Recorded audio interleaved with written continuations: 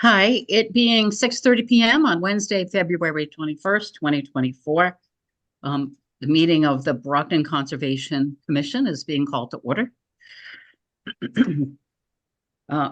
This meeting is being conducted remotely in accordance with Governor Healy's open meeting provisions, updated in March of 2023, which extended certain COVID-19 provisions until March 31st, 2025.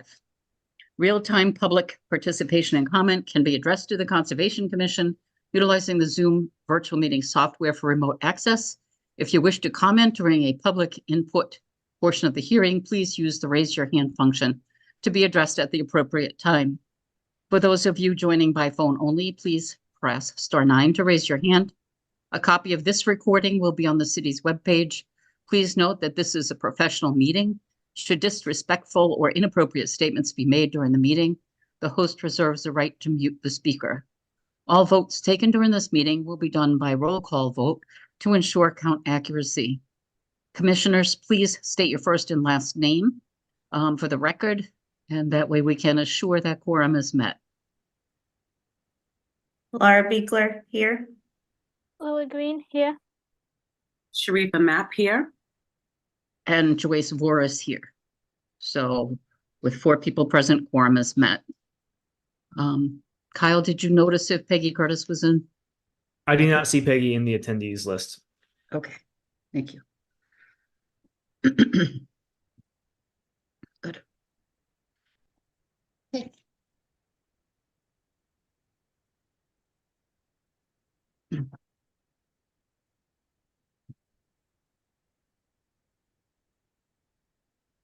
Before beginning this evening's agenda, we'd like to announce agenda items that have been continued at the representative's request to our next meeting. And that next meeting will be held on Wednesday, March 20th, 2024. Those are number 8, 166 East Ashland Street, number 9, 511 Thatcher Street, number 10, 0 Toby Road, number 11, 137 Perkins Avenue, and number 12, 155 Winthrop Street. If there are any members of the public that are here to discuss any of those agenda items, we will see you next month.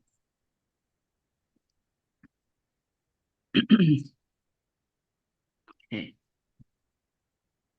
The first item on the agenda, rather, would be the meeting minutes. Has everyone had a chance to read over the meeting minutes? Any changes or additions, deletions? Okay, I entertain a motion, please, to accept the minutes from January 17th. I make a motion to accept the meeting minutes from January 17th, 2024. I'll second the motion to accept the meeting minutes from January 2024. Okay. Motion's been made and seconded. Roll call vote, please. Beekler, aye. Green, aye. Mapp, aye. And Voris, aye. The motion passes. Okay. The next item on the agenda would be a new filing. Notice of intent at 38 Lookoff Street. Is a representative here? I believe so, Madam Chair. I will promote David Klenner.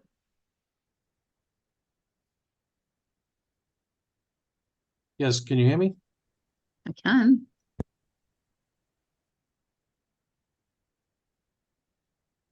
Hi, Mr. Klenner, Collins Engineering. Good evening, everyone. Good evening. My name's Dave Klenner, and I am here on 38 Lookoff Road to file a notice of intent for a tear down and a rebuild on a residential lot. And I can go over the project if I can share my screen, and I can bring up my plans. Okay, while you're doing that, I'd like to make sure that abutters have been notified, and also whether or not a DEP file number has been issued. So yes, I can confirm that the butters were notified, and DEP did issue a file number as of this afternoon. and they also included technical comments. The DP file number and the technical comments were not included in my agent report since I got that out last week. So that's on the file for the commission. I can go ahead and read through the technical comments. And while I do that, David, you have been promoted to a panelist, so you should be able to share screen. So you can begin that as I read through this if you want to. Okay. So they did issue the number. Issuance of a file number indicates only completeness of submittal, not approval of the application. So they noted, please note the following. Demonstrate compliance with 310 CMR 10.58.5A through H. Conservation Commission and proponent are advised to review 310 CMR 10.585C, which I'm going to quote from that now. Proposed work shall not be closer to the river than existing conditions or 100 feet, whichever is less, except in accordance with 310 CMR 10.585F or G, end quote. And 310 CMR 10.585D, and I'm going to quote that now. Proposed work, including expansion of existing structures, shall be located outside the riverfront area or toward the riverfront area boundary and away from the river, except in accordance with 310 CMR 10.585F or G. And then they request the additional information be provided supporting those, addressing those issues, be submitted both to the Conservation Commission and to the state. And so that's the end of the technical comments. Okay, I might need a little clarification on some of that afterwards, but thank you. Yeah, and I honestly haven't really dug too deeply into this myself, because we received these just today, so I really I was trying to look through the CMR and it was a little overwhelming, so certainly. Okay, thank you.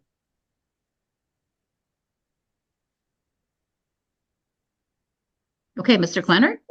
Yeah, so I know that there's a lot of information here to go over. It's a little confusing. I can try to go over it in a general manner and clarify it as much as I can. I would like to know if everybody can see my screen.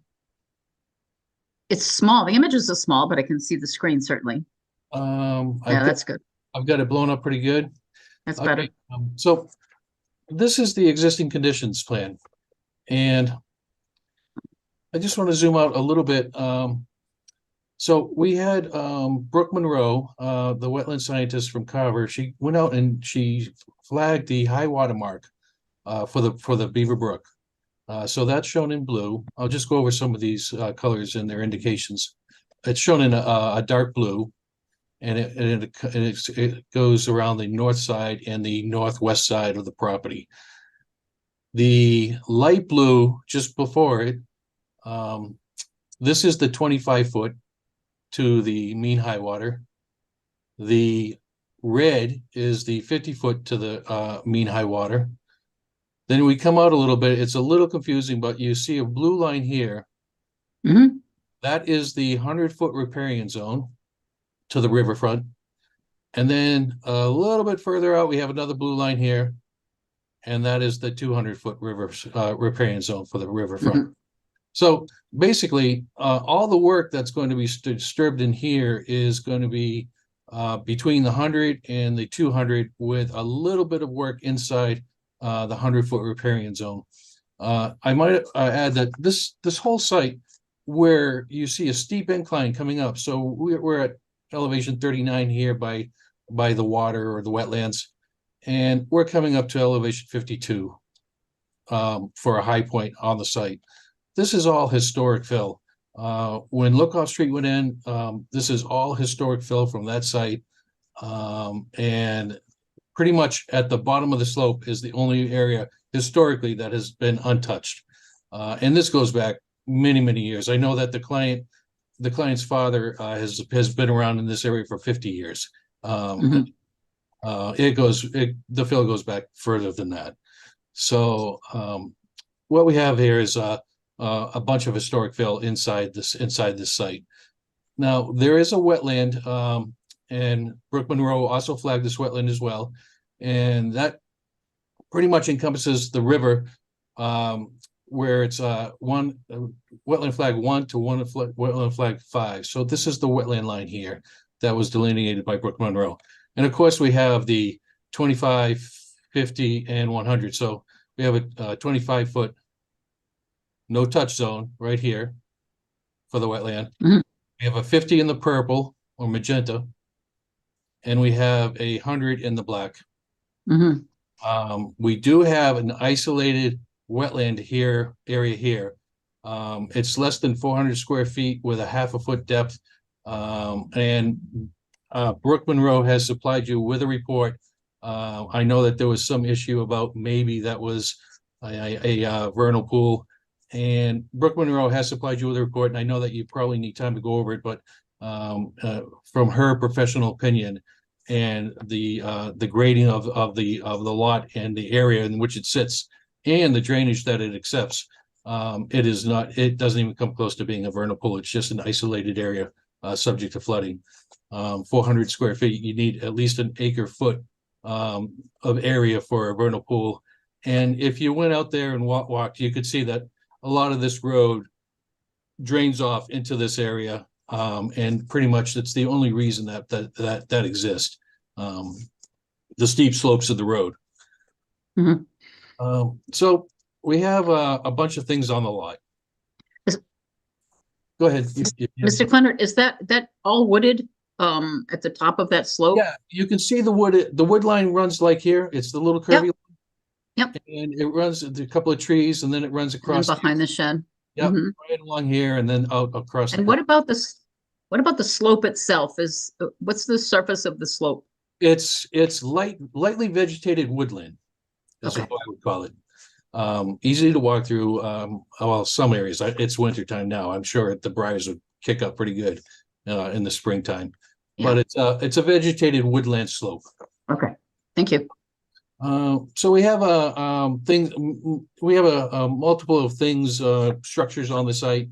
We have an old chicken coop slab. That's this orange line here. It's a concrete slab. Kind of comes around the shed and comes back around. This yellow line is a chain link fence. It's a 4-foot small one, or a 3-foot. We have a shed here, and we have a garage here. We have a greenhouse here that they use. This is concrete paved, or a paved walkway all in through here. This is a storage building for them. And of course, you have the house, the deck, the porch right up by the road. Our proposal is we'd like to raise this garage. We'd like to remove a portion of this pavement. We'd like to remove this pavement and regrade this pavement to fit our proposed building, remove this concrete chicken slab, and remove the shed. And what we're proposing to do is construct a large outbuilding for their personal storage only. If you've gone to the site, they have a lot of things in this garage, in this building. This is an active greenhouse, and they just want to really kind of clean up the site a little bit and put it all into one building. Some of these buildings are old and dilapidated, and they just want to get rid of them. Now, you might notice that we haven't shown the proposed. One of the comments was that it got really confusing with all the borders and so we separated it into 2 plans. I'm going to bring up the second plan, and just let me know if you can see it, because I wasn't sure I could share it when they shared the computer. Can everybody see that second plan? Yes, with the Okay. red box, yes. Yep. Okay, so now it gets even more messy, but it will make sense. This is the proposed condition. Now, there was some issue with the 100-foot with the flood zone line. This is a flood zone A, which has no established elevation. If you look at the flood zone map, the flood zone cuts very close to this garage. Now, these flood zone maps with the flood zone A elevation, they're just drawn in a general manner. The flood zone, as it looks on the flood zone map, works this way pretty much. If you look at it at the end of the road, and I'll show you the flood zone map, but it works this way. This thick gray line is where we think the established flood zone should be. So the flood zone line, according to the map, works pretty well along the back of the property, but when you come along the side, basically, if you put the flood zone where they're showing it, the whole neighborhood would be in the flood zone, because this is the highest point. We've established an elevation on the culvert, the bridge down on Center Street, where the Beaver Brook goes under. That highest point on the road is 15 feet lower than our site. And that's where the flood, that's the same line that they show going down. And I'll show you what it looks like. Let me know if you can see this flood zone map. Can you see that flood zone map? I just see the same map you had. Can you see the flood zone map now? I have it up on my screen. Do you have to stop sharing the other one? You might not be able to see it because I have to share it through another medium instead of the one I have up. But you have a copy of the flood zone map, and you'll be able to see what I'm talking about. I mean, when you look down at Center Street and you look at where the flood zone is at that culvert, and then it crosses right by this building, you know, that would put the flood zone that literally is 15 feet higher, and it would put the flood zone 15 feet higher at the bridge, which just doesn't make any sense. If you take the bridge elevation and you run it down towards our building, the established flood zone is at what we established at 41.5, which is this gray line right here. So what we're proposing to put a erosion control silt wattle here for the detail. This is And where will that be? This will be this gray dash line right here. It surrounds the limit of the work, stays outside of our established flood zone, and it comes back around. This will allow us to move in here. This is all disturbed area. Remove the garage, remove the shed, remove the concrete from the chicken coop, and remove the trailer here, and reestablish an area for a building platform. This building would be 40 feet by 38 feet. It's this red line right here, this red square. Now, one of the comments from the DEP was, it sounded like a confusing comment, but what they're saying is when you're in the riverfront area and you're in a pre-disturbed area, you don't want to get any closer to the riverfront than what already exists. That's basically what they're saying in a nutshell. So we have an existing garage here that's 84 feet from the riverfront. We have another shed, which is 78 feet from the riverfront, which we're removing. And we are going to be, with our corner here, comes out 92 feet from the riverfront at our closest point. So we're not getting any closer to the riverfront. And we're staying on the already pre-disturbed historic graded slope. There is some woods that we'll have to clear out here on the slope. So are you saying that the shed is within the 100-foot riparian zone already? Yeah, the shed is within the 100-foot riparian zone. And the garage corner is within the 100? The garage corner will be slightly in, but further away from the riparian bank. So the shed is 78 feet from the riverfront or from the riverbank, and our garage corner here will be 92 feet from the riverfront. So it will be slightly in the 100-foot riparian zone, inside riparian zone, but it will be no closer to the riverfront bank than what already exists. And that's Can you just use your cursor to, like, can you run the cursor along the river? This is very confusing. Here's the high water mark for the river. Now the Beaver Brook runs kind of up here, but the high water mark runs around this purple line. Okay. Thank you. Yep. Thank you. Yeah, there's a lot of information on the site.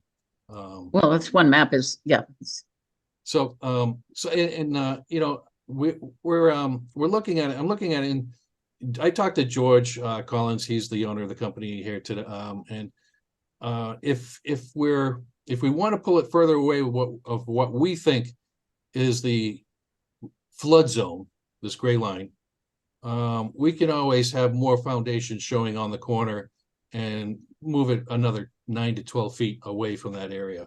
So move it towards the front of the property. Yeah, we can have more of this foundation showing maybe 3 to 6 feet, and that would move.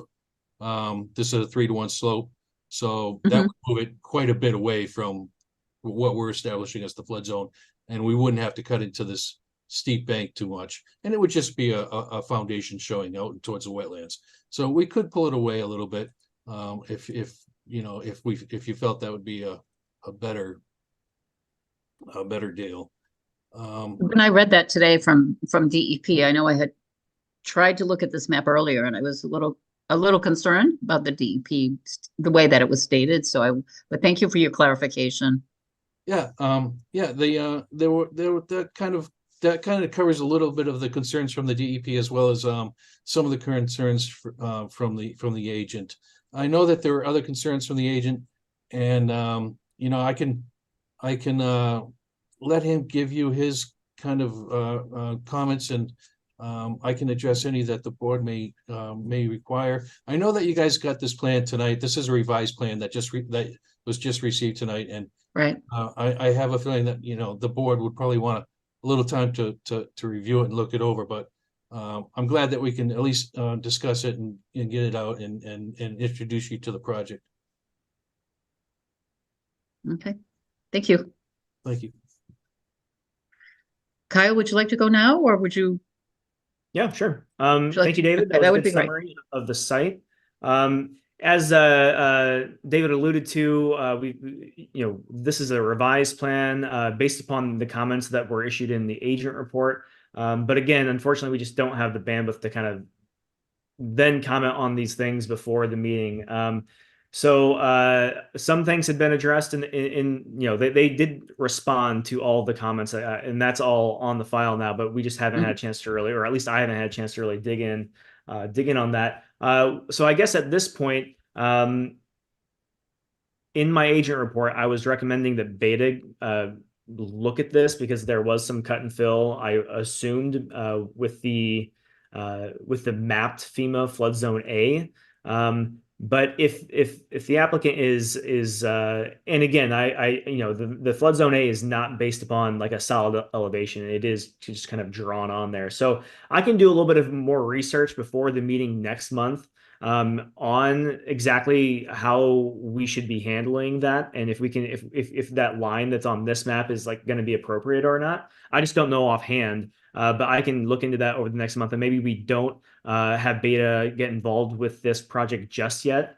But at this point, I think we need to continue to the March meeting so we can have a chance to look at the revised materials and see that all the comments have been addressed, and then address any new questions that come up.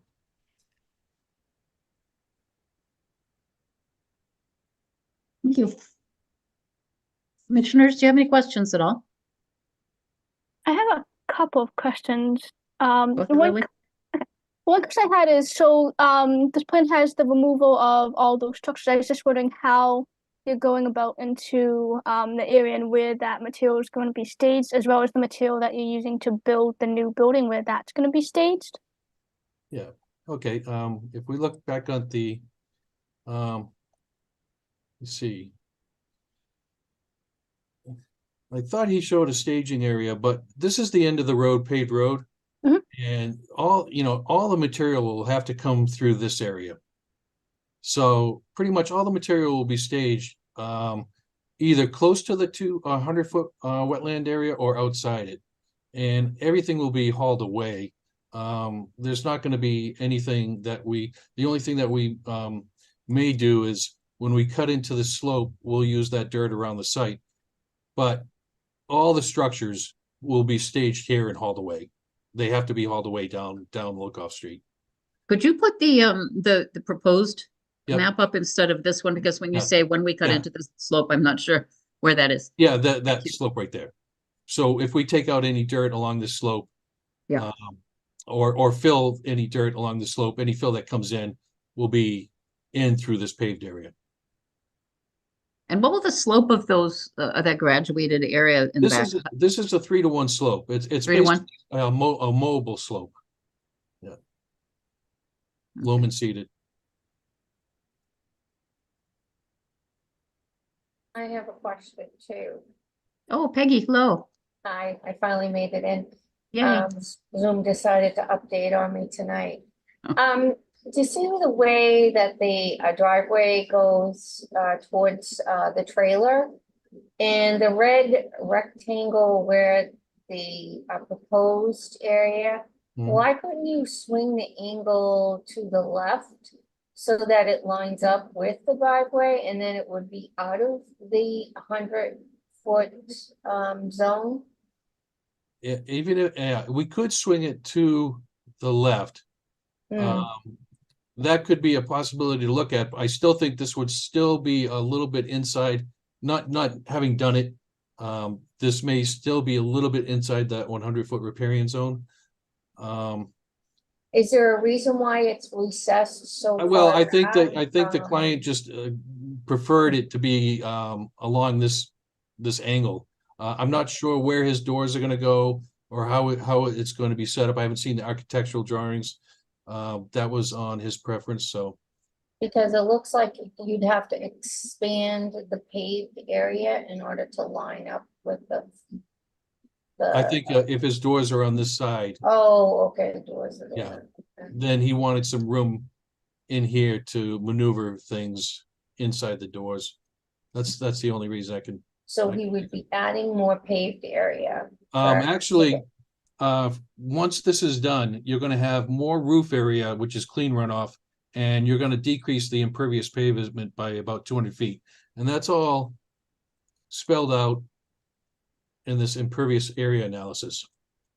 So in this, I won't go over it. You can look at it, and if you have any questions, once you've reviewed the plan. But basically, we have 1,826 square feet of impervious. That includes roof, concrete, and pavement areas, paved walkways. And the proposed, we're gonna have 1,620. That includes roof, pavement, everything. So we have a reduction of about 206 square feet of impervious area for this proposed site. And will you be knocking down trees and clearing, Just that- just along the steep slope, which is really it's not an old growth by any means. There are trees there on the steep slope. You can see the tree line here. The tree line cuts around here. So this area right in here, I think he actually did an area calculation here within this green of the area of woods to be knocked down. Oh, wow. It's not that very much. I can actually tell you how much it is. That's how I like AutoCAD. This works really fun, really fast.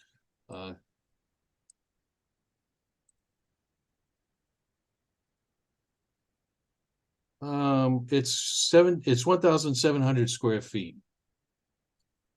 Roughly of woods to be knocked down. That includes all the grading.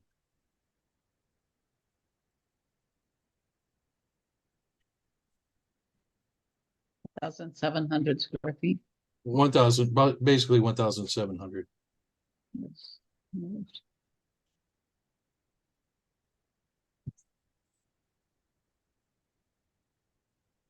I do think I need a little time to digest. Yeah, I'll be happy to answer any questions that you may have that come up, Okay. at this point. And But this will be a garage, according to the definition, right? It says proposed garage. this is garage for personal use only.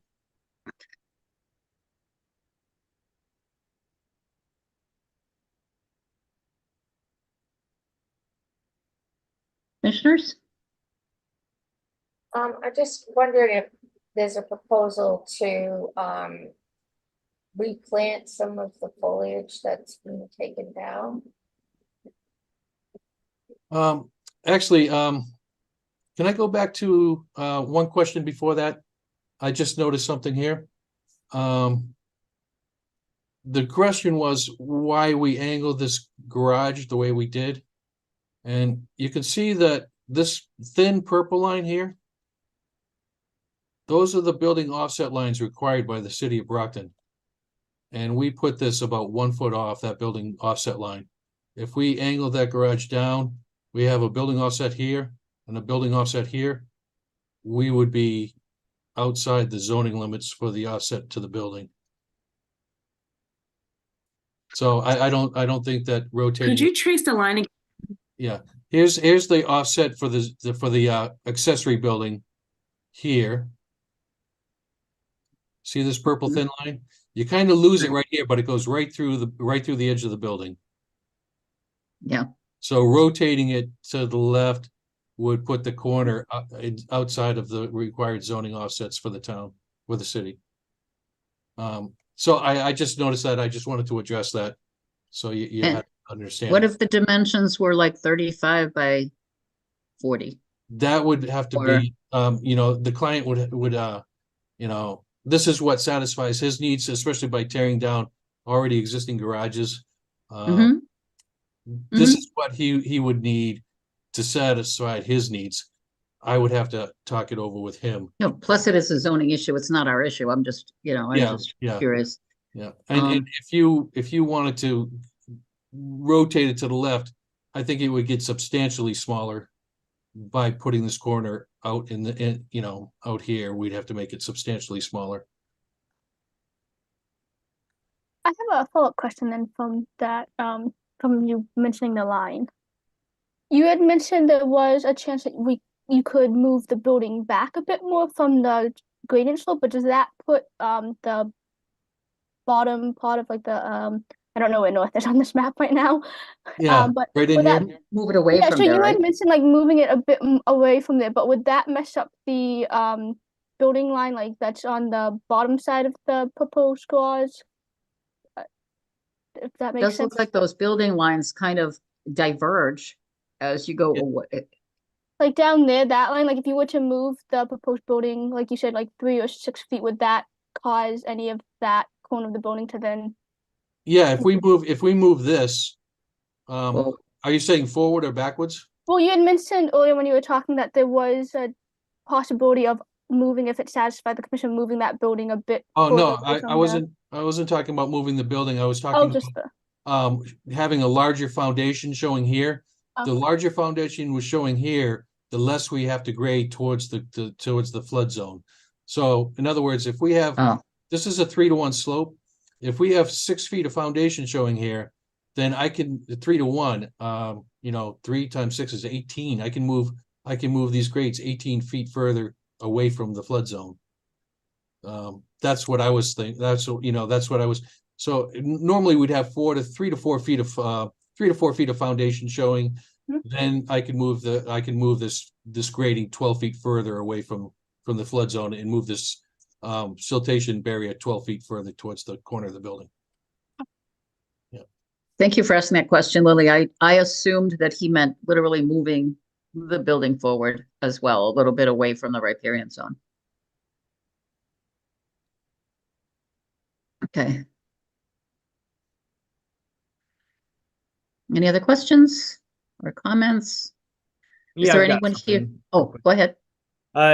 Not that we are requiring this by any means at this point in the discussion, but it is possible to get a zoning variance if that's something that we need to look at in the future. So I'm just throwing that out there, that you can go to the zoning board and request that, and you can show them a plan and say, we would really like to position this building this way, and we would have to, that would encroach upon this the setback, and would that be okay? So like that is a possibility. But again, I'm not suggesting that we would go down that route yet, but I just want to, let everyone know that is an option potentially. Can I respond to that just shortly? Yeah, please. Normally when you go in front of the ZBA, they require a hardship. And you have to prove a hardship in order to get approval for the zoning requirements. If we went to the ZBA on this, we're kind of creating our own hardship because we're putting in a building, and you can't create your own hardship.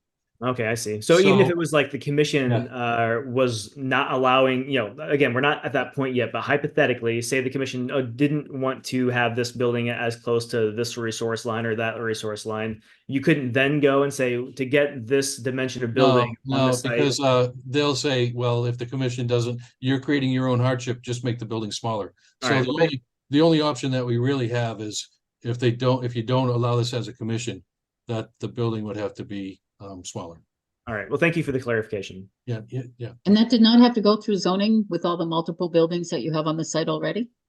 We're gonna go through planning board. It's required that we go through planning board. And we're showing planning board that we're actually, all these buildings here, the existing garage and the shed, they're non-conforming because this is your building offset line. Right, So we're actually bringing the site more into conformity for planning board purposes. right. Okay. Very interesting. But I don't think we're gonna be able to resolve too much tonight, right?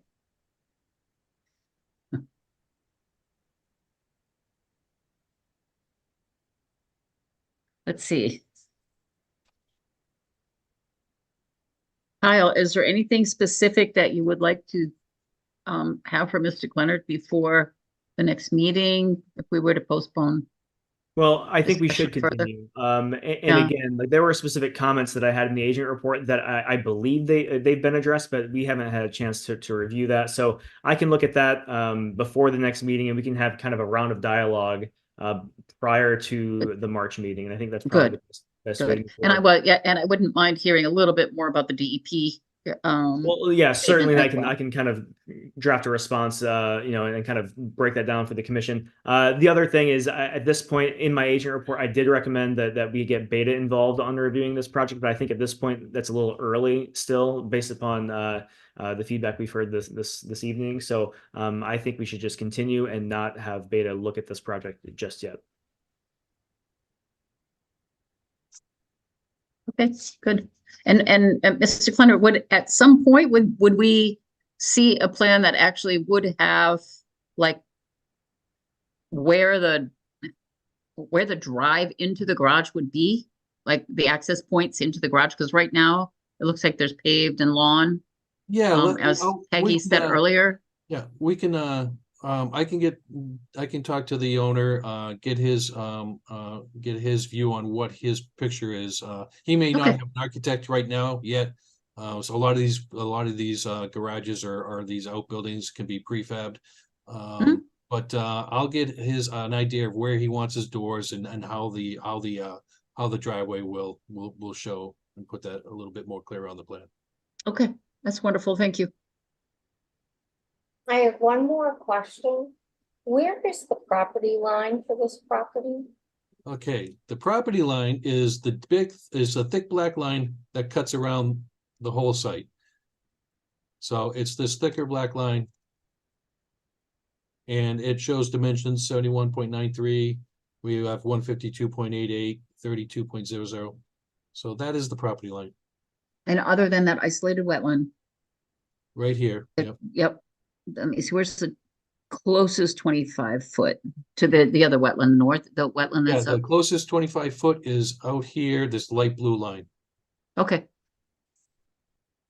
I'm sorry, hold on. yeah, would be, I'm getting confused. The closest 25 foot is this black line right here. See this black dot line? oh, yeah. Okay, so This it is the would be, wetland, yep. and this So is the the 25. 50 would cut off the corner of the garage there, right? The 50 Yeah, the 50 here would cut off just the corner of the garage. be between the 50 and so that 20. So all of that elevation stuff that you'd be building in would be dumping into the 25? Is that right? The 25 would, the siltation fence would be just outside the 25 here. It'd be 27 feet at its closest. We can actually bring that up a little bit if need be. We just wanted, I'm just, would there be it's- runoff into that more, more delicate area, do you think, from? Well, we'll have the widest, we'll have the widest wattle we could possibly put in. If the commission would like a silt fence with a barrier, we could also do that as well. That's an excellent protection Mhm. for especially steep slopes. And even runoff after it's built? This would all be loamed and seeded, so none of these erosion control fences would be moved or until the grass has been planted Okay, and stabilized. And like I said, this is a 3-to-1 slope. This is a mobile slope. The existing slope is probably more like a 5 or 6-to-1. mm-hmm. It's not like a steep cutoff. Mm-hmm. You can easily walk up and down this slope. Well, been very helpful, thank you. All right, thank you. Can I, so I guess, I can, request to extend it to the March meeting. And also, before you do that, I just have to see if there's any members of the public at all that are interested in addressing you or have any questions at all about the project. Does anyone have their hand up? I don't see anyone in the attendees list with their hand raised, Madam Chair. Okay, I Fine. just got one, Justin Schiller.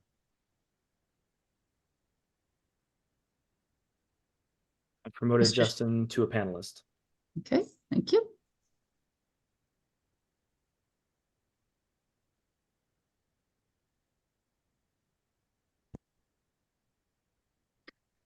Mr. Clennert, would you mind stopping the screen share? Stop, okay, you stop sharing? Yeah. Okay. Although I really did like the AutoCAD. Or It's whatever a that little was. bit easier than the PDFs. Hi, Mr. Schiller. Hi, how's it going? I'm actually part owner with my dad of the property that's doing this garage. Mhm. If you guys have any questions, I can possibly answer some. Have you been here for our discussion? Yes, I heard the whole discussion. I've been on the meeting the whole time. Mm-hmm. Do you feel like there's anything that But if you guys, but I'm I'm sorry, just saying, if you guys have any questions, because I'm the landowner. Right, right. Well, we asked Mr. Clennert some, and we will definitely be continuing this till the next meeting. I don't know if there are any questions that you overheard that you feel as though you want to address, or if you want to just wait until the next meeting. The only one I could address is where you guys were talking about how is the doors orientated on the garage. Yeah, we weren't sure The from doors that, yeah, from the angle. gonna be orientated towards the paved driveway already that's showing towards the street. That's where right where that driveway already exists. Right, So the driveway is gonna go into the garage. That's okay. gonna be made now. So would you think that like the way that square was on the map, you think you would be moving it at all to be able to more easily, or would you I be mean- expanding the pave? So I believe in the plan it says that we'd be where the driveway is, we'd be widening the driveway a little bit to go into the two garage to go into the garage doors. Oh, I didn't But see we're gonna that part of be it. losing all that cement pad. The other garage is a huge cement pad, and that shed is decently sized. So the pavement that we're actually putting back is less than what we're taking out. So all that where the garages and stuff are, the old ones, it's all gonna be grass and everything. We're gonna be planting everything back. I know you guys talked about planting vegetation back. So we're gonna be planting all that back to grass, and it's all gonna be nice.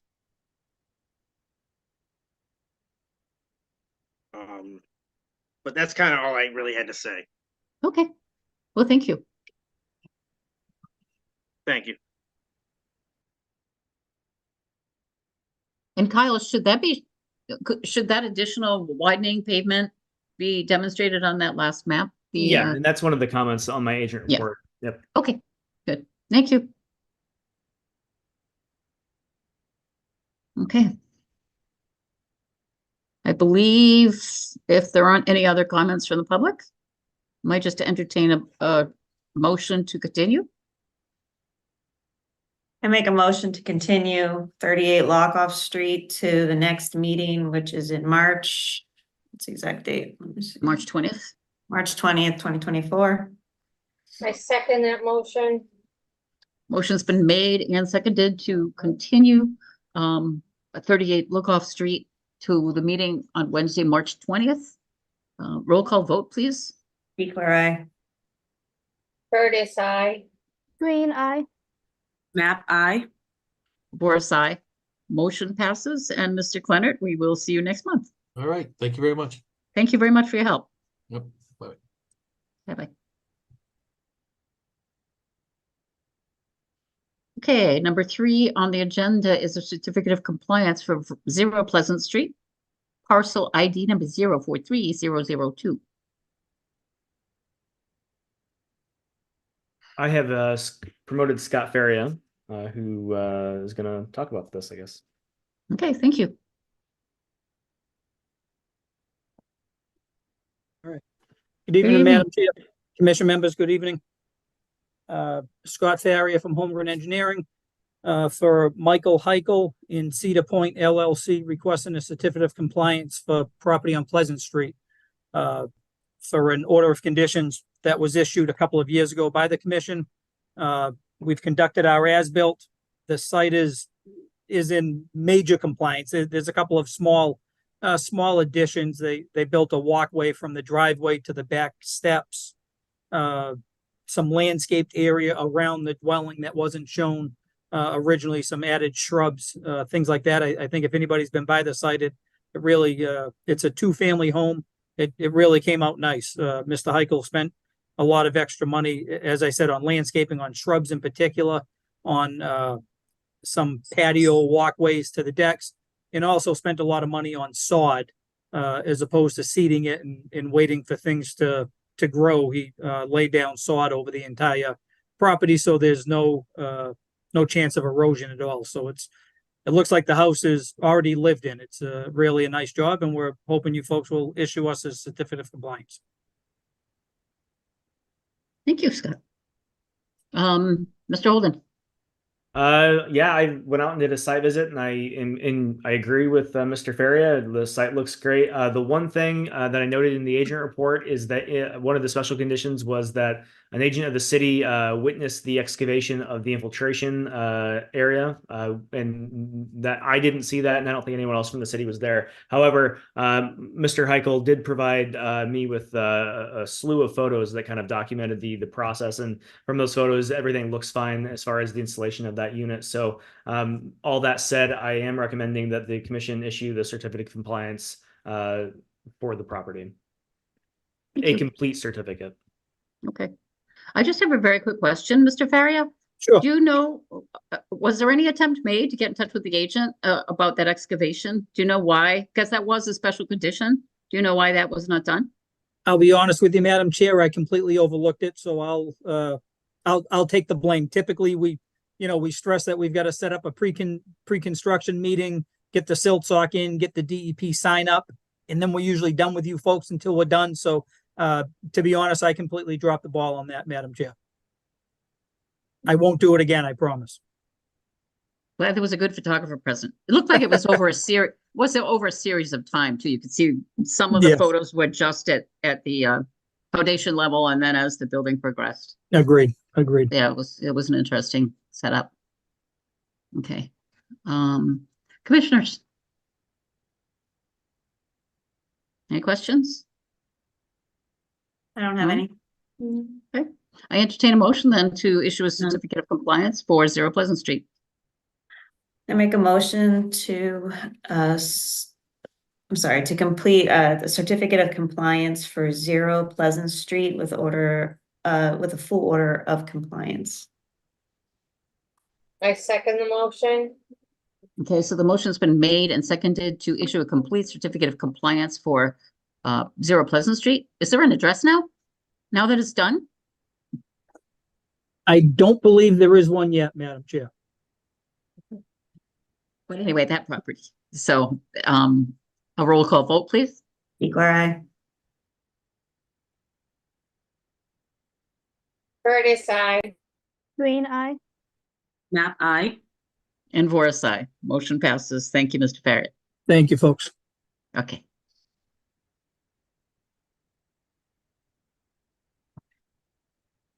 Next on the agenda is a notice of intent for 45 Industrial Boulevard. Oh, I think that's Mr. Farrett as well, is it not? It is. I would ask then, have the butters been notified and a DEP file number issued?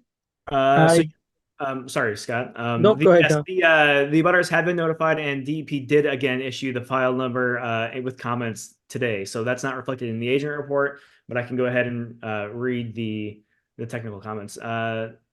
So DEP commented that the project appears to be located within an interim wellhead protection area. Please review, and it quotes a portion of the act, and which I'm going to quote the actual verbiage here. Stormwater discharges within the Zone 2 or interim wellhead protection area of a public water supply and stormwater discharges near or to any other critical area require the use of special source control and pollution prevention measures and the specific structural stormwater best management practices determined by the department to be suitable for managing discharges to such an area as provided in the Massachusetts Stormwater Handbook. Okay, thank you.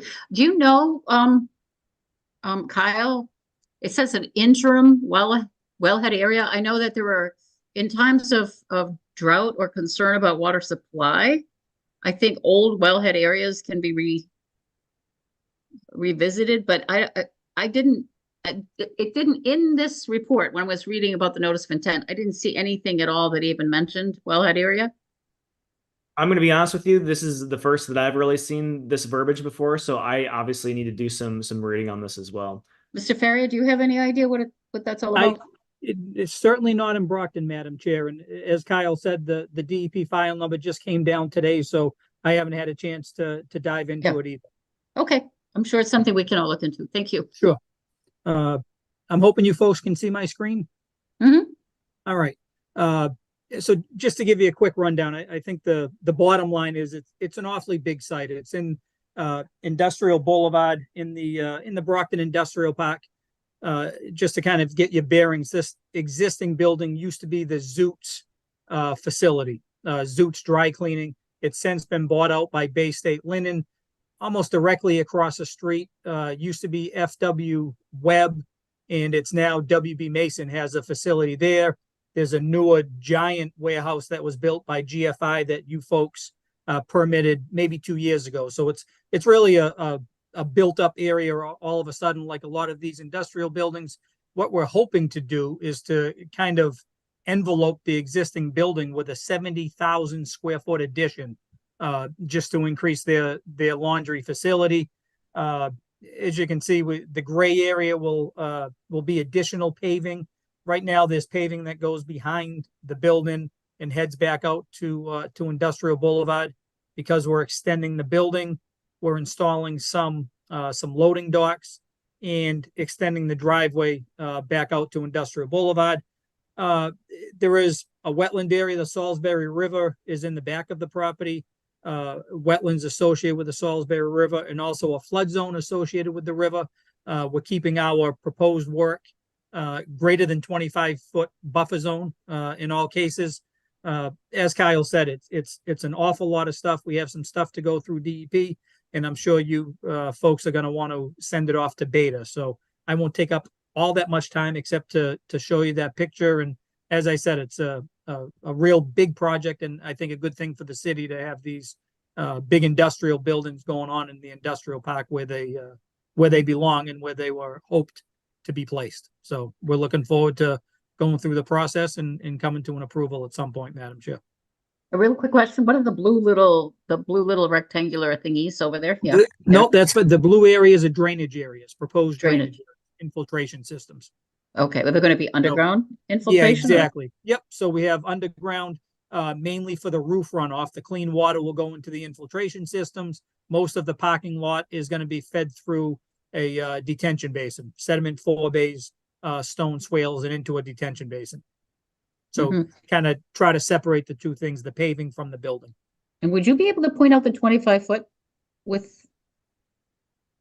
Or I'm nervous if I zoom up, but it is this second blue line right here, Madam Chair. You know, my hand isn't as steady as the previous engineer was, so it's right in that area there, ma'am. Okay. And just one last question. I was really curious about Operation One Roof. That is that's just their name, I guess. It's Bay State Linen, owned by Operation One Roof. Besides that, I have no information, Madam Chair. Mr. Holden. Yeah, I don't really have anything to add to the summary. Thank you, Scott. Yeah, my recommendation, as outlined in the agent report, is that we have Beta do the review for this, mostly because it is that the stormwater review and make sure the calculations for the infiltration and the stormwater retention areas match up with the needs for the site. Commissioners? I have a question about the parking lot area. Yes. It's so close to the Salisbury River. Is there, are we filling in? Is there all existing land there? Is there Yep. chances of flooding? No, if you look on this plan, this smaller rectangle, that is the existing building. And this gray, right in this area is predominantly existing paving. That's already there for circulation for the trucks to get around the existing building. So we're just going to be extending it. It's really surprisingly a relatively flat area behind the building. The river itself, it definitely slopes down to the river, but well outside of our paved area. Just to answer the Madam Chair's question, this red line that you can see, that's the 25-foot buffer. So you can see our paving, is probably about 35 or 40 feet from the wetland line at its closest point. Mm-hmm. And the roadway itself will be curbed, so there's no chance of any stormwater runoff from the parking lot getting into the river. Everything will be caught into our closed drainage system and discharged through best management practices through the detention basin.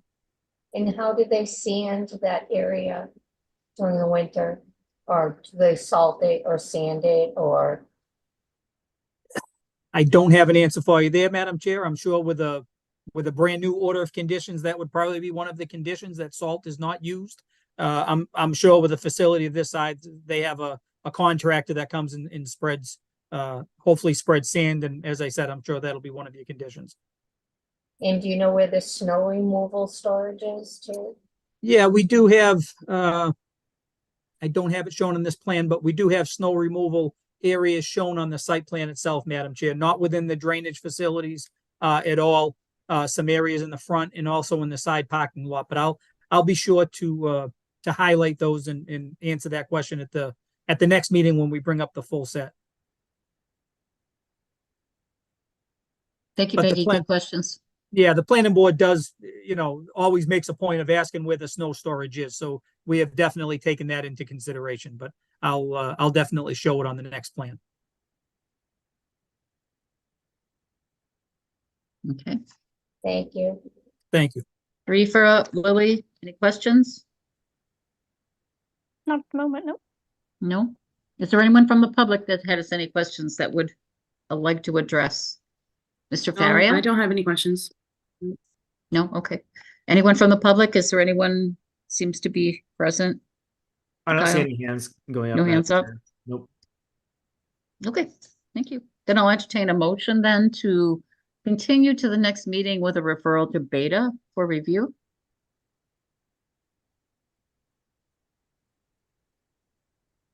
I'll make the motion to continue 45 Industrial Boulevard to the next meeting in March after a beta review. Second. Motion's been made and seconded to refer to Beta and then to continue to the next meeting. Roll call vote, please. Declare. Curtis, I. Green eye.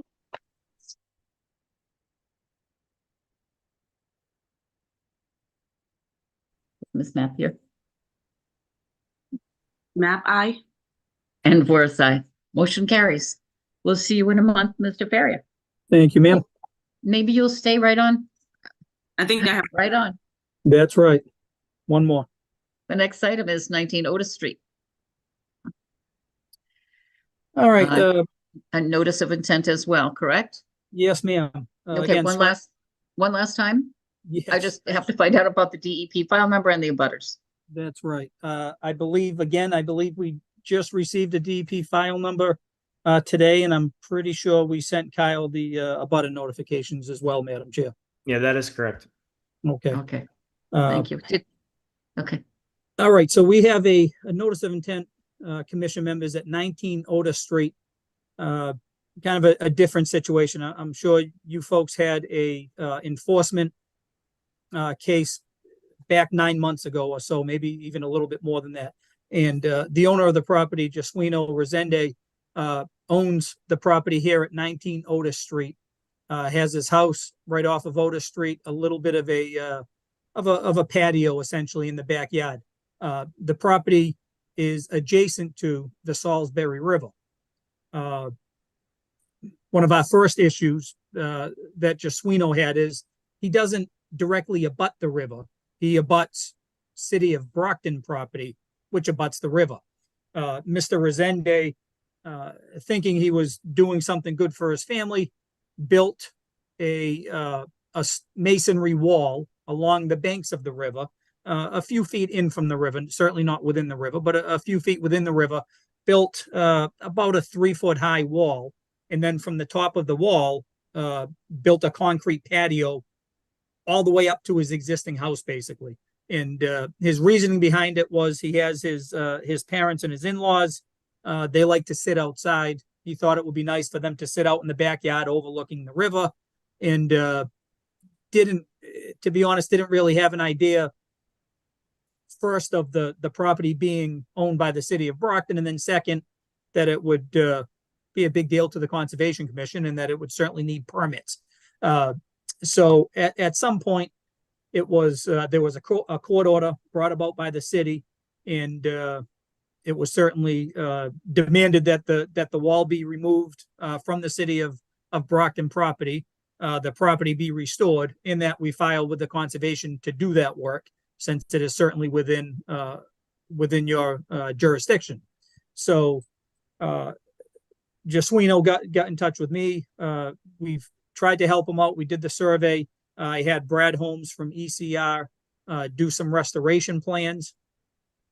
And the short of it is, I guess, Madam Chair, what we're hoping to do is to allow Jaswino to, it's all going to have to be by hand. It's not going to be easy work, but he understands that. He's going to remove the existing wall that he installed on the city property, remove that wall by hand, basically, a sledgehammer, and by hand, block by block, lug it up to the middle of his property, dispose of it properly that way.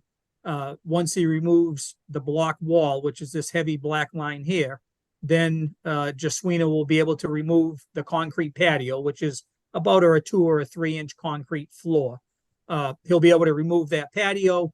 At that point, we will remove any of the fill, get the site back to pre-construction grade, and then take Brad Holmes' restoration plan and do the plantings to try to enhance the area. To be honest with you, if you go out there and look at it, the area to the north of our site and even to the south of it, but certainly to the north of it, it's really a jungle. There isn't a heck of a lot of worthwhile vegetation there. So obviously it's going about it the wrong way, but we hope in the end, once this is permitted, Jaswino removes everything, we get the grade back to the way it was, and he does his plantings, you'll certainly have a lot better resource area, at least in Jaswino's 70-foot of property along the river. I think north and south, you've got a long way to go to make it a thriving area, but I think this will at least take care of that part of it, Madam Chair. So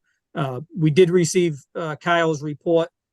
He does have some comments and concerns, some information that kind of contradicts between my plan and Brad Holmes' plan, which I'll certainly adjust and make everything match Brad's plan, being the wetland scientist and the expert in this field for sure. So I've got some work to do on making revisions, but again, that's what we're hoping to get approved through you folks, Madam Chair. okay, thank you. Mr. Holden. Yeah, I don't know that I have a ton to add. That was a great summary, Scott. Thank you. That's certainly the intent, is just to restore this area and it will be better than what it was, because as Scott mentioned, it is kind of a pretty the area back there is not a great as far as the vegetation and stuff, it's just kind of overgrown and not, so no, nothing really to add to that. But just to reiterate, Scott and I will be kind of going back and forth and kind of getting a different plan for you. But this is the broad strokes. But at this point, we just need some more time to kind of to revise the plan and get something that's suitable for the commission to issue an order of conditions for. Agreed. Okay. Commissioners, any questions? Comments? I had a quick one. The applicant is going to remove the pavement, although the concrete by hand. Is that safe to do that? Or is there anything proposed or will be proposed, I guess, to make sure that none of the sediment goes into the river? We'll have, no, you're right. I didn't get into that detail, but there will be silt sock placed, alongside the river. And then for the stabilization, Mr. Holmes came up with some methods to make sure the slope is stabilized once that concrete wall is removed. But to be honest with you, it doesn't. The area that we're going to be working, the area that Mr. Jaswino Resende has to take down the wall, it's pretty much a flat bank. It doesn't slope down to the river once you get down there. Once you get below the wall and the patio that he built, it's a pretty flat area. He really won't have any problem working on flat ground. The river's going to be, 5 or 6 feet behind him. So he has plenty of clearance to swing a sledgehammer and pick up the block and keep lifting it upland and keep working. So he definitely won't himself. He won't be in the water, and the water isn't that close where the blocks will drop into the water. Mm-hmm. And I have one quick thing. There was something that is written here that there was no plans. There was no plans mentioned about removal of newly constructed stairs that lead down into the brook. Yeah, we'll also do that. He built a set of concrete stairs on this side of the property right here. That'll be part of the removal. I didn't specify it, but I certainly will. But that'll be part of the removal also.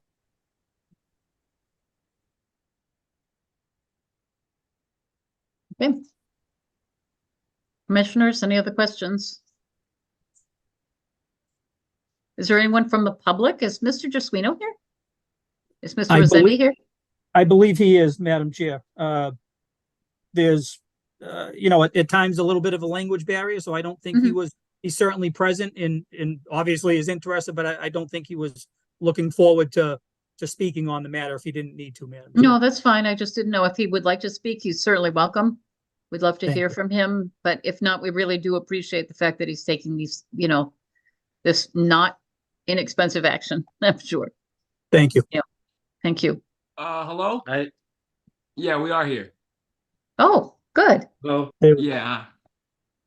I'm just here to help him. That's it, yeah. Hi. Hi. Thank you. Thank you for helping. Yep. I just, we know. Hi. There we go. I'm back. You have a lot of work to do. I know. Yeah. He's young and strong, though. Yeah. Young and strong. So.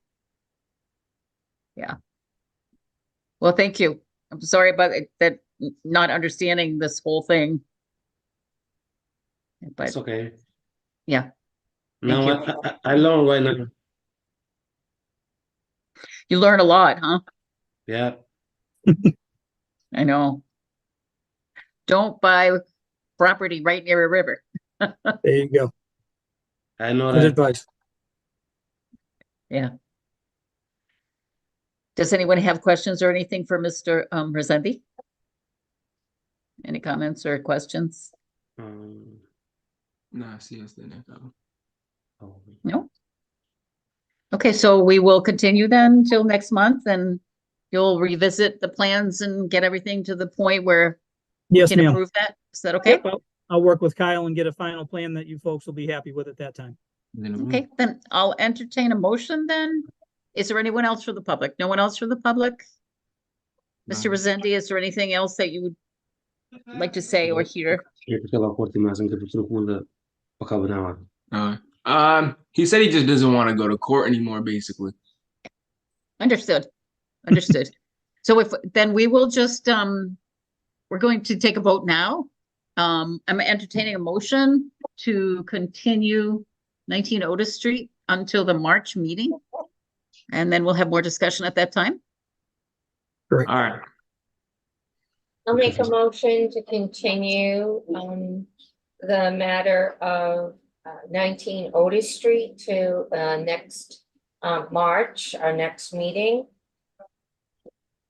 Second, Motion's been made and seconded to continue 19 Otis Street to the March 20th meeting.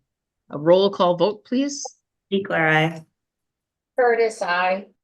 Green eye. Map I. And Voris, aye. That motion passes. We'll see you next month, perhaps. Thank you, folks. Thank you. Yes, Scott, and thank you too.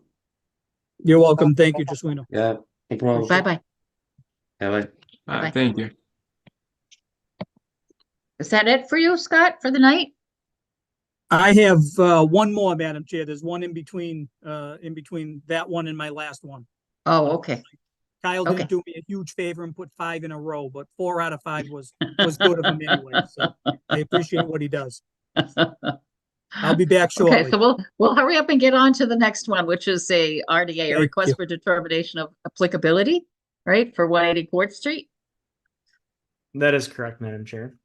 Okay, is anyone here from, was it Brockton Company? Brockton Incorporated? Anyone from, this is Verizon, isn't it? A Verizon? Yeah, this is the Verizon building, yep. Promoting a few people with their hands up. Yes, hi, thank you, Kyle. I'm Jocelyn Gambone and I'm with VHB civil engineer here. And I can share my screen and walk everyone through it. Thank you. We're on behalf of Verizon, who is the applicant and at 180 Court Street. Let's see, share my screen, here we go.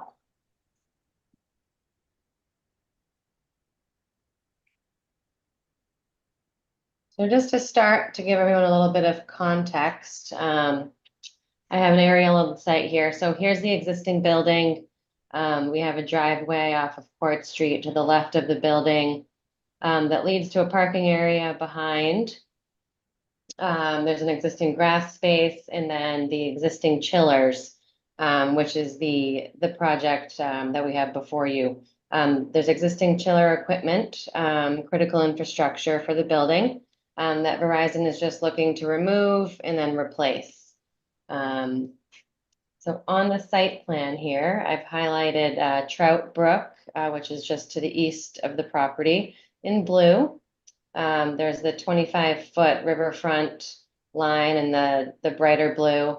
And then here we have the estimated floodway from GIS highlighted in green, followed by the 100-foot buffer here in yellow. So the majority of the site is located within the 100-year floodplain. The elevation associated with that is 93.9. And then a portion of the work, as you can see, is going to be located within the 100-foot buffer. I will show you a picture of the existing equipment because the project itself is pretty limited. So here's the existing chiller equipment. And then as you can see here, there's an existing concrete pad. And then there's these 2 sumps. So as part of the project, what we'll be doing is removing the existing chiller equipment, but the existing concrete pad is actually going to remain in place, including these 2 sumps. Let me just flip to the next page here. So we did a photo rendering to try to illustrate a little bit clearer what would be going on here. But as you can see, this red, sorry to be moving around all over the place, but this red line here I've highlighted, that represents the 100-year floodplain elevation at 93.9. And then the purple line that I highlighted right above that is the top of the sump that is going to remain. And that elevation is at 95.3. So the goal is that all the work that's going to occur on site is going to be above the 100-year flood elevation. There's no proposed ground disturbance associated with this project. The sump that's on the left-hand side of the screen, we plan to fill and cap completely with concrete. And then on top of that, a steel structure would be erected to support the new condenser units. So that's what this box here is representing.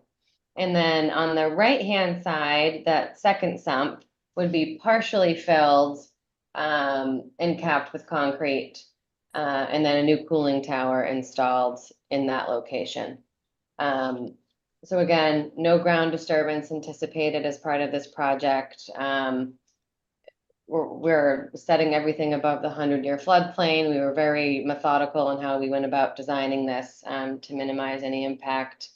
So we are requesting, we hope the commission agrees with us and would issue a negative determination. I know Kyle went out there and did a site visit with my colleague Taylor, as well as the project architect. I'm not sure if he's on the call tonight.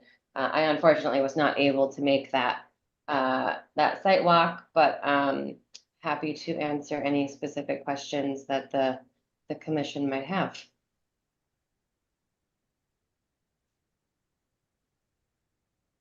So with those active sumps, when there are periods of heavy rains, do they pump water out or? I'm not totally sure how the existing sumps work. I believe it's more for airflow. Air. It was my understanding that the water that's in those sumps is used to help with the cooling process. It's a separate isolated system from like the groundwater or water that would be flowing across the parking lot, for example. So it's Okay. it's a separate system that's Thank you, for the Kyle. cooling purpose. Yeah. So if those are capped, are they self-contained units that don't require water flowing through them from a sump, or are they just different? There might be a new there. I believe there's like water lines feeding them.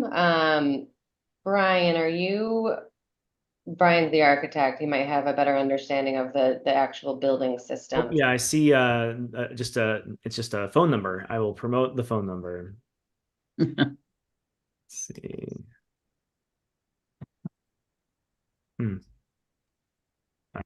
All right. Brian, I think you're able to speak.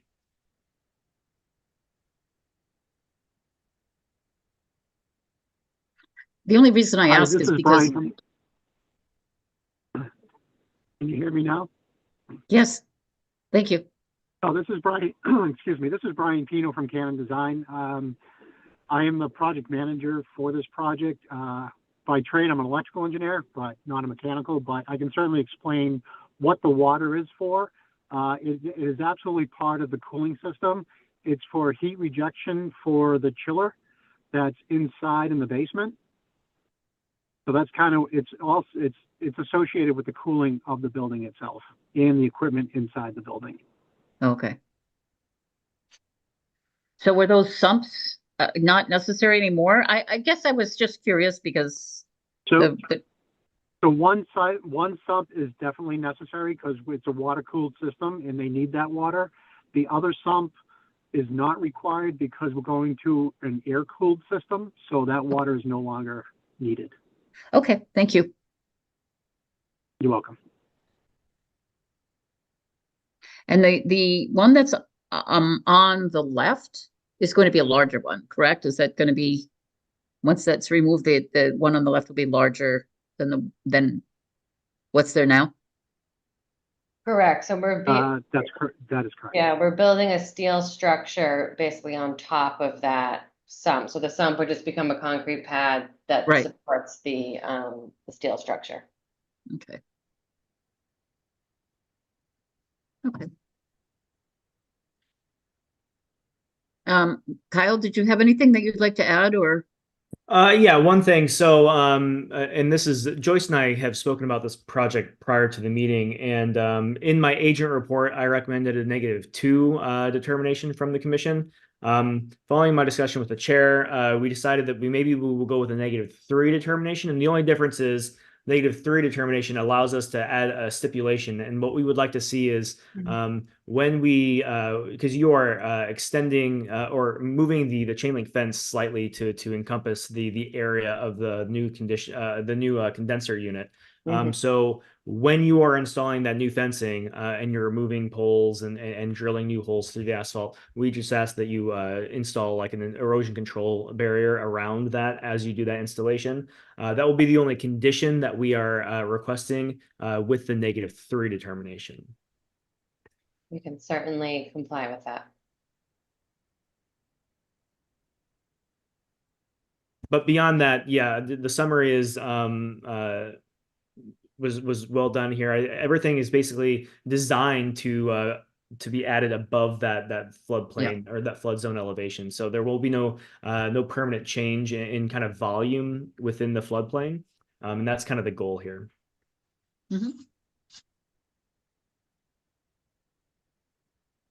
I have a Commissioner? quick question, how much weight will be added to that area? I don't know that answer offhand. Brian, do you have a ballpark of the equipment weight? The equipment weight, I do not recall. So the cooling tower, the piece of equipment on the right is almost a 1-to-1 replacement. So the weight is very similar. But the piece of equipment on the left, I don't know the comparison between the air-cooled unit and the water-cooled unit. I can certainly get that information. Is that why you're filling in the base, is so that you can support the weight of the new unit? No, the whole purpose of that was to cap it so water doesn't get in it. Thank you. Are there chemicals within the towers that actually, for the cooling purposes, are there chemicals and things like that that could potentially leak out or eke out into the area? I don't know anything about cooling. Yeah, not that I'm aware of. These sumps are pretty tight, watertight.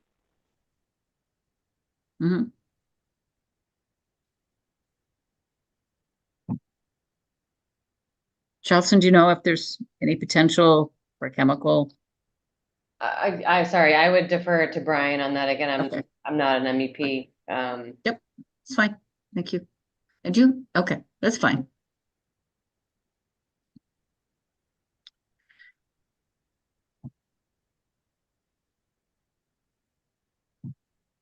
Commissioners? I think you're all set with sharing. Thank you.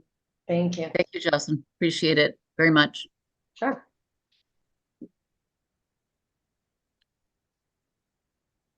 Commissioners, any questions at all?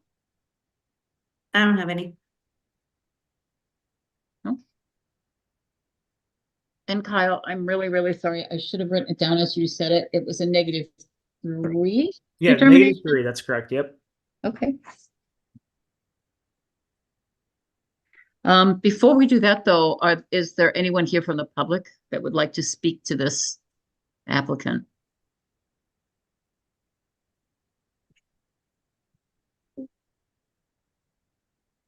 No? I don't see anyone with their hand raised, Madam Chair.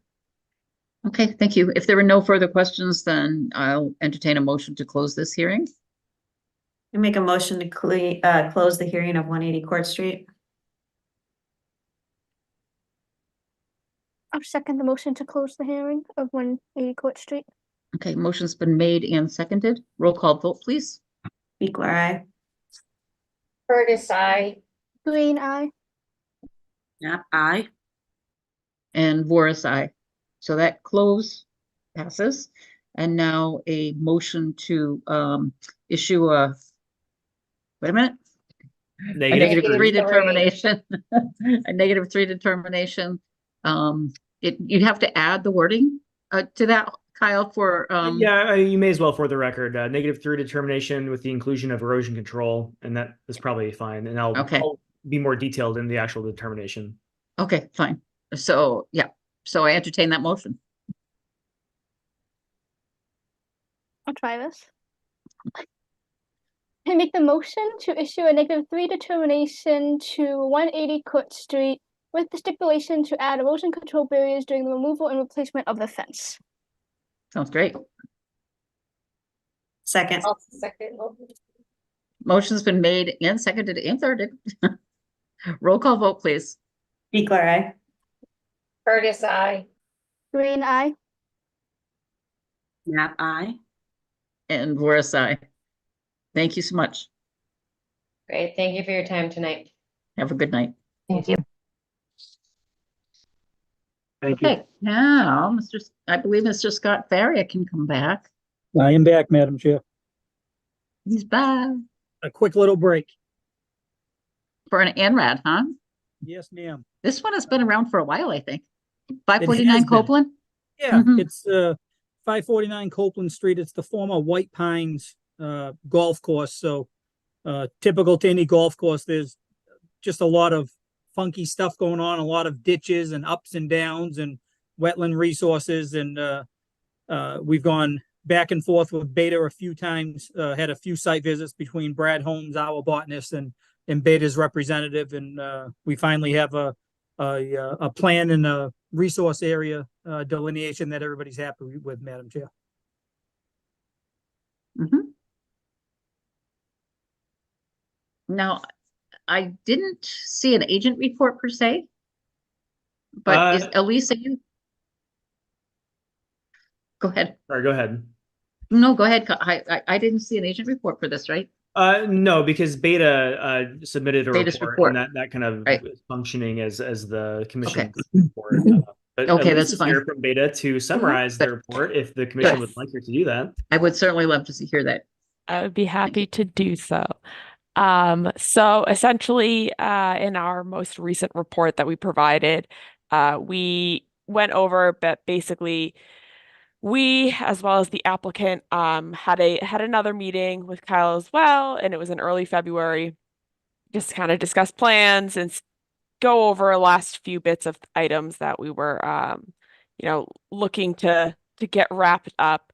And ultimately, as a result of our discussions, it was decided that, there is sufficient information for the commission to vote to issue an ORAD, but we did have a few suggested recommendations that I wanted to just throw out there for the commission right now so they could hear those and be aware of those as well. And they're pretty standard for the type of ANRAD that we were looking at here. So ultimately it was decided that only BBW boundaries were what was being sought for approval here. So there was discussion about banks on site, etc. Decided that, BVW is the only boundary being approved at this time, and that there are additional resource areas at the site. But that's not being approved as part of this current ORAD issuance. That there's buffer zones associated with offsite resource areas that were not assessed during the ANRAD process that may constrain the site. So just recognizing that there can be and there are some offsite areas, that the classification of on-site streams as perennial or intermittent is not confirmed as this part of this ORAD.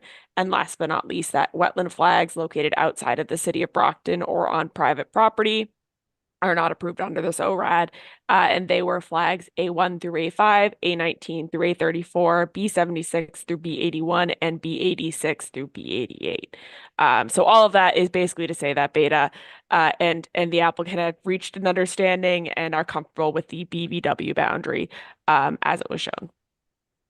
I agree.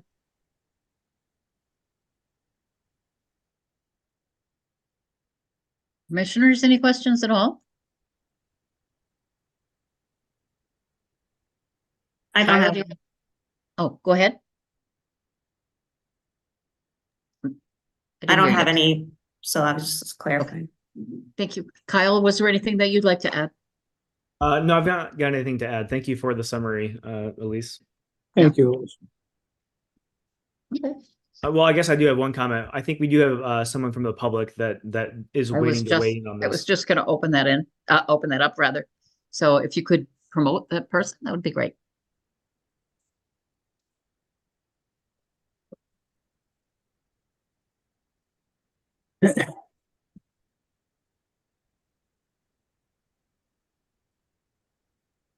Katie Barnacle?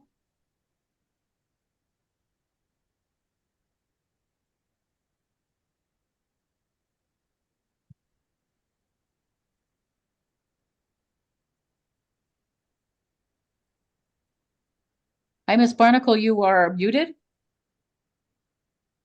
Oh, my apologies. I represent an abutter and I have no further comments tonight. I'm pleased with how Beta has performed a thorough review of this ANRAD. So no further comments. Thank you. And thank you to Okay. Kyle. Thank you. Anyone else that would are there any other hands up? No other public comment, Madam Chair. Okay, good. Then this needs to be closed then, correct? Yes, that is correct. Okay, then I entertain a motion to close the hearing on the ANRAD at 549 Copeland. I make a motion to close the NRAD for 549 Copeland Street. Second. Motion has been made and seconded to close the hearing for the ANRAD for 549 Copeland Street. Roll call vote, please. Equal Curtis, I. I abstain as it's from before my time as commissioner. Map I. And Voris, aye. That motion carries. So our next vote. Thank you, folks. Have a good night. Oh, we haven't voted yet. We just closed. That's okay. Our next motion would be to issue a ORAD, correct? Yes, that's correct.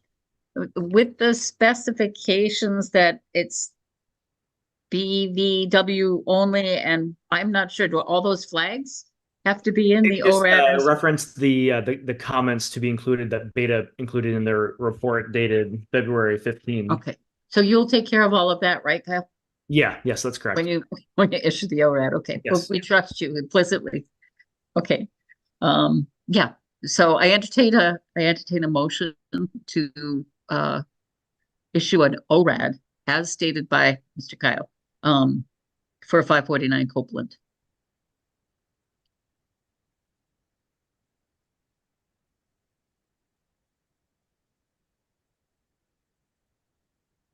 Okay, let's see if I can get this right. I make a motion to file an ORAD for 549 Copeland Street with the stipulations as stated on the Beta 215 report and the flag issue. Second. Okay. Motion's been made and seconded to issue an ORAD for 549 Copeland Street to include the stipulations that are in Beta's February 15th report. Roll call vote, please. Equal Curtis, I. I abstain. Map I. And Voris, aye. That motion carries. Thank Great. you. Thank you, Mr. Faria. Thank you, folks. Have a good night. See you soon. Bye-bye. Thank you. And thank you, Elise. It was lovely to see you again. Likewise. So the next, let's see, 1, 2, 3, 4, 5 are all continued till next month, correct? And the next is a violation discussion for Yeah, that is 26 correct. Allen. Yes, so I sent a follow-up letter to 26 Allen Street. This is something we spoke about last month. They did hire a company to come out and do the cleaning of the lot as requested in the previous violation notices. It wasn't completely done, and I spoke with Cynthia Saropoulos, who was representing the property owner about this, and she agreed, and there was some back and forth about when she was going to get the people back out there to do the additional work. Since then, it snowed, and it's very hard to see exactly what's on site with that. I did send out the follow-up letter last month, asked her to attend the meeting tonight and kind of demonstrate compliance so that they've removed everything. But with the snow, I don't know if that was strictly possible, but also I've not heard from her. So at this point, I am aware of other properties that this property owner owns are kind of not in compliance with some other things that the city, like, health code violations and things. So I think I may just be referring this to the law department to kind of add to the rest of that to kind of get taken care of in one kind of legal action. So at this point, I will be at least in contact with the lawyer and update her with where we are with things here. So I don't have anything else for the commission. Okay, thank you. As long as you keep us informed of what's happening, that would be great. Thank you. Thank you. Let me see. Enforcement orders now, right? The first one was at 1507 Main Street.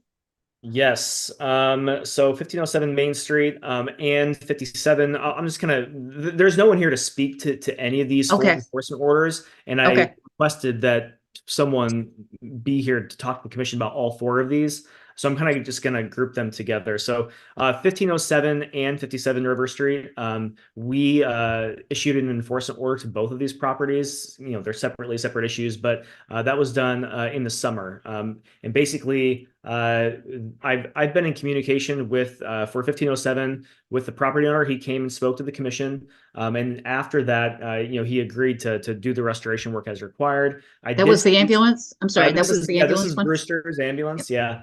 And so after that, I did have like a phone conversation with whomever he had hired or contacted to begin doing that restoration work, or at least getting a plan together. But I've not heard anything from them for months. So I sent a follow-up letter at the beginning, or between last month and this month's meeting, requesting that they attend this meeting, kind of give the commission an update. They are obviously not here to kind of speak to where they are in that process. So that's kind of what this one was. 57 River Street was another enforcement order for illegal dumping within the flood zone. And that one was the commission has issued multiple enforcement orders to this property owner over multiple years. So again, same kind of thing. So I sent them an email, or not an email, a letter in the mail, certified. It was delivered for both of these properties, requesting their attendance at tonight's meeting. We didn't, they're not here. So I will take the next steps as necessary to resolve these situations. The next two, if you don't mind me just moving through this list. No, please do. Please do. 28 Howard Square and 24 Howard Square were enforcement orders that we voted on last month to issue. I showed you pictures of the site that I observed from across the stream when I was doing the review for 155 Winthrop Street. So I did send those. They received them. I sent them via certified mail, and they are obviously not here to demonstrate compliance. All we are requiring for both of those properties is that they clean up that area by the riverfront. No restoration plan required. Just like clean up the trash that's literally in the water.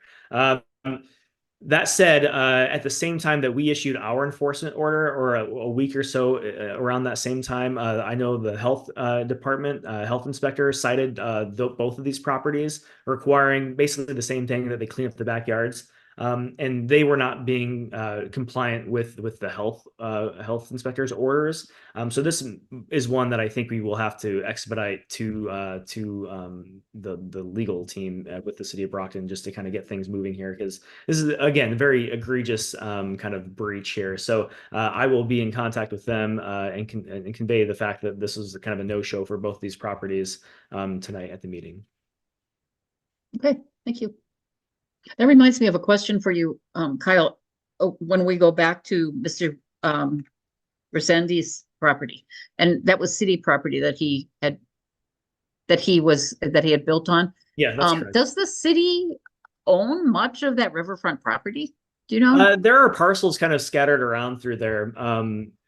So and the city, the river itself is part of a public right of way. I mean, the city kind of owns that as well. So, and there are just parcels kind of scattered around. There's not a buffer of properties that goes along there, but occasionally there are some parcels that are owned by the city. Okay. Okay, thank you.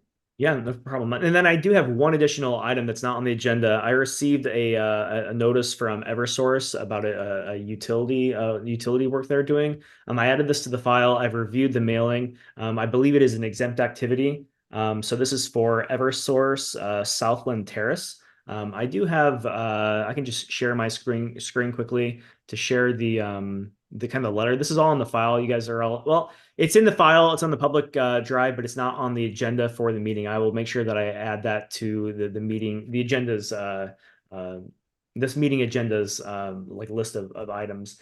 All that said, the utility work is exempt generally, assuming that they follow by the standard practices, for erosion control and things like that. And that's all outlined. All those practices are outlined. The best management practices are outlined in this letter.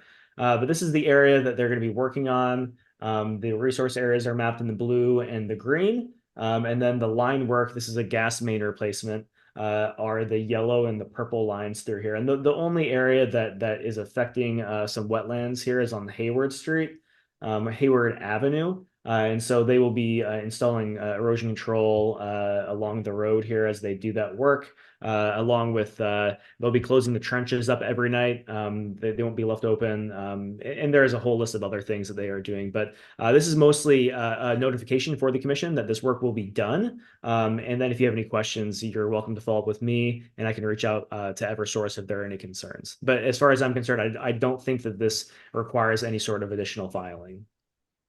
Okay, and that Southland Terrace that you mentioned, was it just that section in the bottom, or is it the entire Yeah, well, this is the only area that's within like a buffer zone. Oh, yeah, okay. And so it's, Yep. yeah, that little Okay. orange area is Yep. in the area. Yep. Yeah. Okay, thank you. Of course, and that's all for me, unless you have any questions about this. Now, you mentioned something, Kyle, about possibly having elections or something, or Oh, yes, something thank you. next month. Yeah, so I started with the commission in the city of Brockton last April was my first meeting, and I think that we are required by city ordinance to have elections once a year. So I think that we're up in March. So I don't know exactly what that entails. I will look into that and reach out to the commission before the next meeting so you can kind of understand what we're doing. But I think we will be electing a chair, a vice chair, and then potentially a clerk. The clerk would be responsible for doing the minutes, but you can also have your own, designee do those minutes, and so that would be Isaiah here. So don't feel like if you are elected clerk, you're responsible for doing the minutes for us. But that's just kind of I think it's those three officer positions is what we need to kind of think about for next month. Okay, thank you. Yeah, of course. Questions, anyone? Hi, Isaiah, by the way. I have a quick question for Kyle. On those enforcement orders on 1507 Main, 57 River, are those also being referred to legal?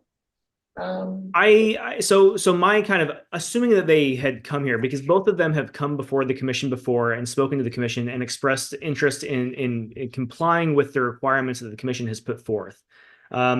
My kind of thought was that I would like to see a restoration plan from 1507 by next month. I know that they've been in discussion with the whomever they've hired to do that work. And so I know that they've already established that communication. It's just a matter of getting that plan in front of us. For 57 River Street, I was planning on giving them maybe 2 months to get a plan in front of us. Because I don't know that they've actually made already that. had enough chances? Well, sure, but I don't know at this point that they've actually reached out to that to anyone and established that. And I don't know if we said, come next month, if realistically, even if they did comply with that request, if they could get that contact and get that done before the March meeting. So that was kind of my inclination, is to give and I can reach out to them following this meeting and kind of say, hey, 1507, we'd like to see you present a restoration plan at the March meeting, or I will be referring this to the law department. And then same thing with 57 River Street, have this at the April meeting, or we will refer this matter to the law department. It's kind of my thought is how I will handle those two. I think that sounds like a reasonable plan. Don't you think? Thanks for asking, Peg. It's good. Yeah, that sounds reasonable. Okay, great. Thank you. Good. Then I think we should maybe vote to adjourn the meeting. I'll vote to adjourn the meeting or make a motion to adjourn the meeting. I'll second it. Okay, roll call vote. Speaker, aye. Curtis, I. Green eye. Yep, aye. And Voris, aye. Bye-bye. All right. Thank Thank you, you. everyone.